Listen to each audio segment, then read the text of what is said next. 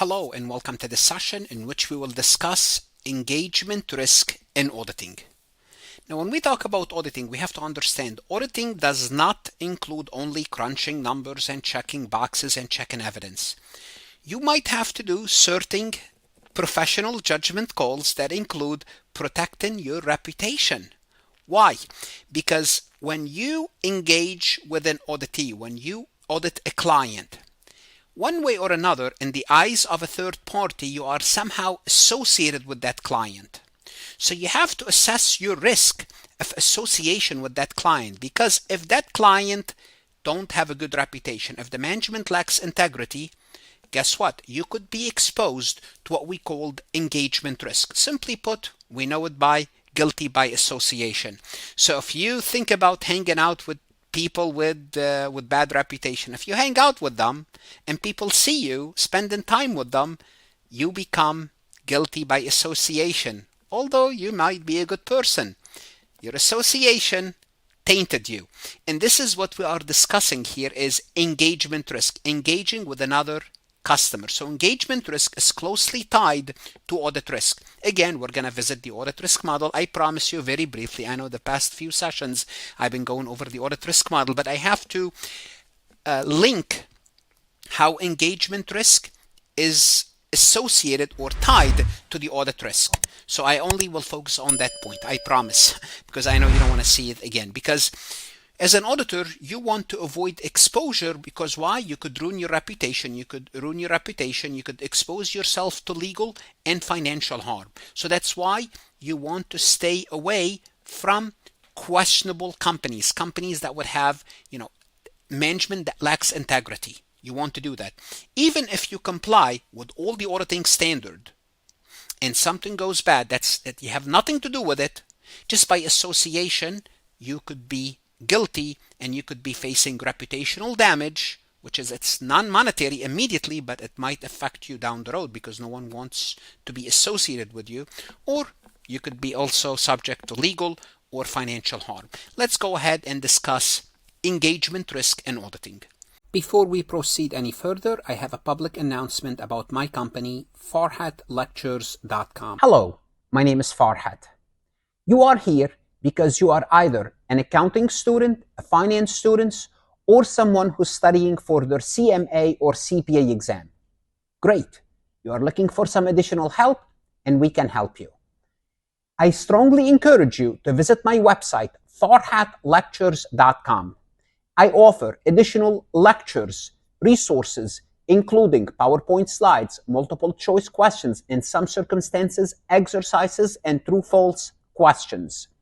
Our material is aligned with your CPA review courses, with your CMA review courses, with your college courses. I offer a risk-free trial that you can try to find out whether my website can help you or not. If you find it helpful, you subscribe, you keep your subscription. If not, you cancel and your risk is free. If you like this recording, if you like my lectures, you would like what's on the website, give me a chance to help you with your college courses as well as professional certification. I hope to see you on the website. So let's go back to the audit risk model, and notice I showed it to you real quick. Remember, we have the inherent risk and the control risk. We assess those as auditors, we set the audit risk, and we solve for the detection risk. So where does the engagement risk comes into place? Audit risk. When you set the audit risk, remember, auditors determine the acceptable level of audit risk, often expressed as a percentage. For example, if you set audit risk of 5%, you aim to be 95% confident in the accuracy of your finding. Now, if you feel that there's a high engagement risk, so the client that you're associated yourself with will have questionable management integrity, or any sort of feeling that they may not be 100% ethical. What you will do then, how would you set your audit risk? Then under those circumstances, you would lower your audit risk because you want to be more confident. And if you want to be more confident, what do? You have to do more work. So lowering acceptable audit risk necessitate more thorough testing and stricter procedures. What am I saying is this: if you suspect there's an engagement risk what you will do, how would that affect your decision? You will set your audit risk lower. So the engagement risk, think of it as a sub factor. It's a factor that you will consider as you are setting your audit risk. And why engagement risk is a big deal?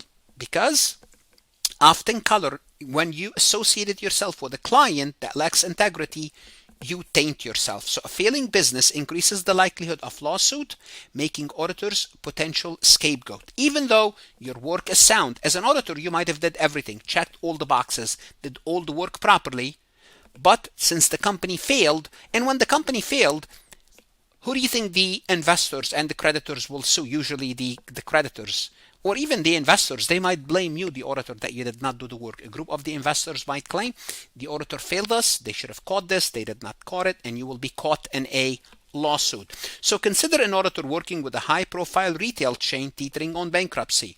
If the company collapses, stakeholders like creditors or investors might sue the auditor, alleging negligence. Even if the financial statements were accurate, the auditor did their job.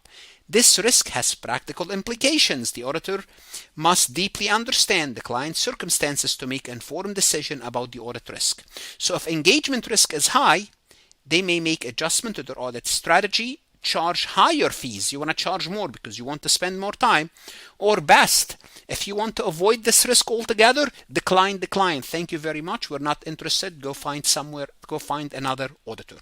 So what factors influence engagement risk? We're going to look at 2 or 3 factors that influence engagement risk. First is external users and financial statement dependence. How many people outside the company, the group, the nature of people or groups relying on the financial statement. The more external parties rely on the client financial statement, the engagement risk increases. So the client size matter. A multinational company like Apple has a vast audience, including investors, analysts, and regulators. And auditors for such a client faces high scrutiny. Why? You are exposed to a lot of people. Contrast this if you're auditing a family-owned bakery. Fewer external stakeholders, maybe the owners, 2 or 3 people, and that's about it. Engagement risk is much lower. Ownership structure. Public companies are riskier because they face strict regulation and public oversight. Again, client size, and if it's a public. Auditing a private company might involve fewer disclosures compared to audit publicly traded companies like Tesla. Liabilities. A construction company with heavy debt depends on audited financial statement to secure loans. Therefore, the banks now is looking at you much closely. Any misstep in audit could have legal implication if creditors claim they were misled by the financial statements that were audited by you. Therefore, you expose yourself. Although you did all the right work, the company failed, you're guilty by association. So external users and how much they are dependent on the financial statement will influence the engagement risk.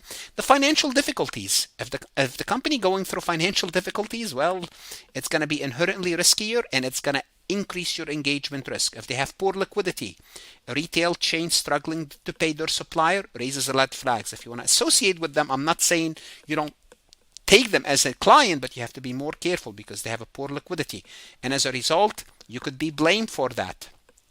Profit trend. Declining profit over several quarters, such in the case of startup burning cash, signal instability. Again, do you want to take the audit? That's a risk. That's an engagement risk. Debt reliance, as we mentioned earlier, a company with high interest loan might face pressure to manipulate financial statements to appease to creditors. Now, if you want to audit them, you have to be very careful because they have a motive to do what? To cook the books. And if they cook the books and get away with it and eventually found, you might be blamed for that. Also, management integrity. I mentioned this several times. The integrity of the client leadership is critical. You have to look, do they have any criminal history? A client fined for fraud by the SEC poses a significant engagement risk. And many top management, they are fined, they are sued by the SEC, they settle, they go back and they manage other companies. Do you want to associate yourself with these companies, with these management? Conflicts with auditors. If the previous auditor resigned over dispute, it raises questions about the client transparency. You have to look at that. You may not want to associate yourself with these companies. A case in point, a company called super microcomputer, the auditor left them and they find hard time to do what? Find another auditor. Why?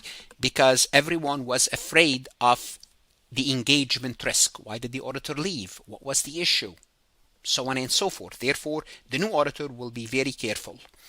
High turnover. Frequent CFO changes or frequent top management changes indicate deeper governance issue. If you see a company, if you're auditing a company and top management keeps on resigning and being replaced, that's also a red flag for the engagement risk. So those are factors that you would look at when you're evaluating the engagement risk, which will factor into your decision in determining what? The audit risk, because you set the audit risk. So how would the company manage engagement risk? When engagement risk is high, auditor can take the following steps. Lower acceptable audit risk. That's the first thing. If you do that, you have to collect more evidence, larger sample size. Get people who are experienced. Assign senior auditor with experience in complex engagement. Thorough review. Well, make sure you do multiple reviews. The staff gets reviewed by the senior are reviewed by the management, and management is reviewed by the partners, especially in key areas like revenue recognition. Charge higher fees. You want to charge them more money. For example, if you're auditing a cryptocurrency exchange, you may justify premium fees. It's a new industry, complex industry, subject to fraud. Therefore, you want to charge higher fees to get more people to do the work. And the best thing is to decline the engagement. This is a proactive strategies. Avoid them altogether. Let somebody else be associated with them and take the risk. Let's take a look at this multiple choice question from farhatlectures.com. Which of the following actions can help auditors manage high engagement risk? So what can you do to manage those high engagement risk? Reducing acceptable audit risk and increasing the rigor of testing. Would that do it? Okay, do you want to do that? And the answer is yes. That's a good answer choice. When you reduce your audit risk, you do more work. You want to make sure you don't miss anything. So even if you're sued, you would say, I did above and beyond. That will be your defense. Yes, you are sued, but at least you have a good defense because you did more work than you would have done for another client. I would skip A. Let's look at B. Lowering fees to build goodwill with the client. You don't want to lower fees. You want to charge them more if they have high engagement risk, not lower. B is an easy elimination. Avoiding reviews of audit to save time. No, you don't want to save time. You want to do more work. You want to do multiple reviews, multiple layers of reviews to make sure we uncover any potential issues. C is out. D, ignoring management turnover since it's not part of the audit process. Absolutely not. Management turnover is a signal. If management is being replaced constantly, you want to know why, what's happening, especially top management, CFOs. Why are they resigning? What's the issue?